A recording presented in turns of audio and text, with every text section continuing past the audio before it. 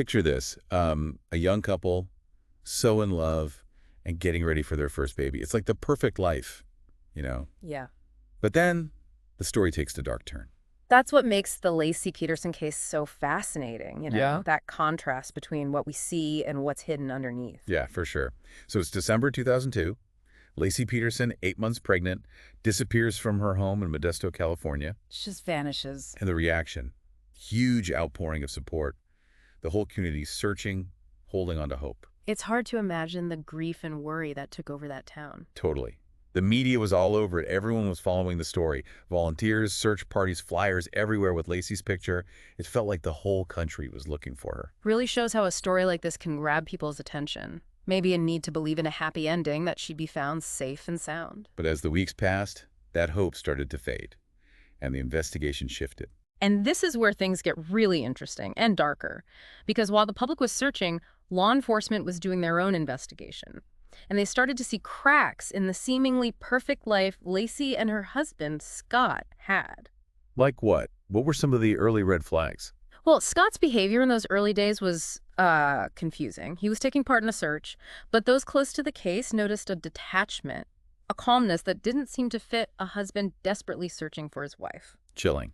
So even before anything concrete, there was a sense that something wasn't right with Scott. Right. His demeanor, some inconsistencies in his statements, it raised eyebrows. Then the investigation took a major turn, a revelation that changed everything. The affair. Exactly. It came out that Scott was having an affair with Amber Frey. She was a massage therapist he'd met just weeks before Laci disappeared. It's like the bottom fell out of the case. Absolutely. Public opinion shifted completely. It wasn't just a missing person anymore. There was a possible motive. And I bet Scott's behavior, that detachment you mentioned, seemed even more suspicious looking back, like he was pretending. Exactly. The affair, whether it was directly connected to Laci's disappearance or not, cast a shadow over everything. It made everyone question everything Scott said or did. So the investigation's heating up, suspicion about Scott is growing, and then a terrible discovery. In April 2003, 4 months after Laci vanished, the worst happened. The remains of a woman and a full-term baby boy were found washed up in San Francisco Bay, not far from where Scott said he'd been fishing the day Laci disappeared. Devastating. Absolutely devastating.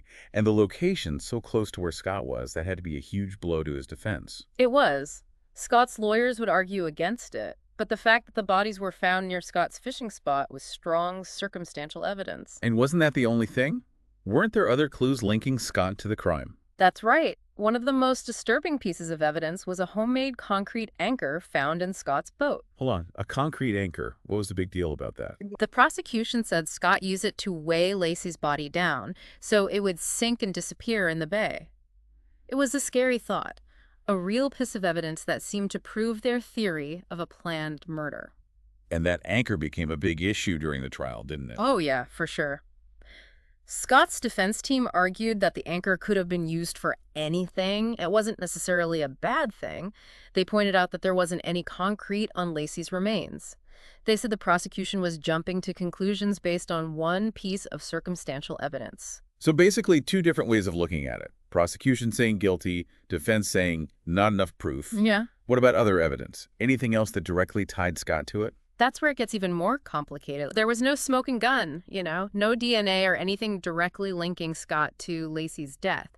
The prosecution's case was built on circumstantial evidence, a lot of little details that together made it look like Scott was guilty. What were some of the big pieces of that circumstantial evidence? Well, there's Scott's statements to the police. They kept changing, and his behavior was strange, detached. And then there were some purchases he made before Laci vanished. A new boat, he said, was a Christmas gift for Laci, even though she was scared of water. And he looked up stuff about tides and how bodies decompose. Sounds like they tried to put together a bunch of little pieces to create a bigger picture. Was it enough to convince the jury? That's the real question, isn't it? The trial started in 2004, and it was everywhere in the news. Every detail was under a microscope. The prosecution laid out their case, the timeline, the weird things Scott did, those purchases, and then that creepy anchor. They said Scott wanted out of his marriage and didn't want to be a father, so he planned and carried out Laci's murder. And Scott's defense, what did they say? His lawyers, led by this big-shot attorney, Mark Gerogos, focused on creating reasonable doubt. They said the prosecution was guessing, that there was no real proof. They picked apart the evidence, highlighted the lack of anything solid, and suggested other things that might have happened to Laci. Did they have any other theories about what could have happened to Laci? They said maybe she was kidnapped while walking the dog. They mentioned some people had seen suspicious people in the area around the time she went missing, and they argued that the police were so focused on Scott that they didn't really look into other possibilities. So basically the classic defense. Find problems with the prosecution's case and offer other explanations. Did it work? Did the jury believe them? The jury took 6 days. Shows you how difficult the case was. In the end, they sided with the prosecution. They found Scott Peterson guilty on all counts. First-degree murder for Laci and second-degree murder for Connor. Wow. Guilty on both. That must have been intense in the courtroom. It was. It was big news all over the country. A lot of people felt like justice was served for Laci and Connor. But even with a guilty verdict, that wasn't the end, right? Yeah. The legal stuff went on for years. Right. Scott's lawyers appealed everything. The verdict, the death sentence. It was a long, complicated process. All sorts of legal back and forth, going to higher courts. So what were the big things they were arguing about in the appeals? One of the biggest was about the jury. Scott's lawyer said some of the jurors hadn't been completely honest during jury selection, maybe hiding some bias or opinions about the case. Did those appeals work? Did they get the verdict or the sentence changed? Well, that's when it gets really interesting. The legal details become really important for understanding what happened next. So we left off with these appeals, questions about the jury, and Scott's on death row. What happened? Yeah, well, the appeals went on forever, but in the end, they didn't change the guilty verdict. But then, something big happened. In 2020, the California Supreme Court overturned his death sentence. Wait, what? Overturned? Does that mean they thought he was innocent? No, not exactly. The court didn't say anything about new evidence or that Scott was innocent. It was a technicality, something they messed up during the trial. Like what? What did they mess up? It had to do with picking the jury. The court said the judge got rid of some people who were against the death penalty without really checking if they can still be fair during the part of the trial where they decide guilt or innocence. Basically, their right to be on the jury, even with their personal beliefs, might have been violated. So a legal technicality gave Scott another chance at sentencing. Exactly. They didn't say he was innocent, just that they had to do the sentencing again. Okay, so what happened at the new sentencing? In 2021, Scott got life in prison, no chance of getting out. So he's not on death row anymore, but he's still in prison for the murders of Laci and Connor. So that's where we are now. Scott's in prison, but people are still talking about the case. Why do you think that is? What makes it so interesting, even after all this time?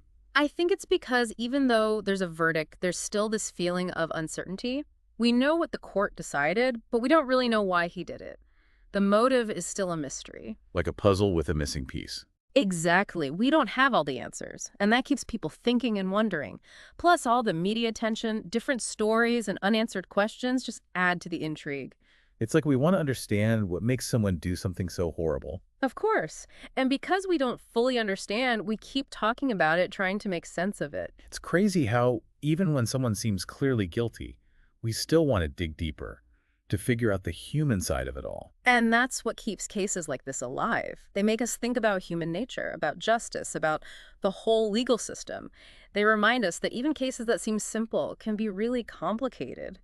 And finding the truth can be a long and difficult process. So after our deep dive into the Laci Peterson case, it's clear that even with a conviction, the story isn't really over. It keeps people talking, makes them think, and challenges us to really look at the complexities of crime, justice, and what it means to be human. Yeah, it's one of those cases that stays with you. It makes you think about the darkness that can be hidden in seemingly normal lives. And maybe that's the most unsettling part of it all. Thanks for joining us on this look into one of the most captivating and enduring criminal cases of our time. Until next time, keep those minds curious and keep asking those questions.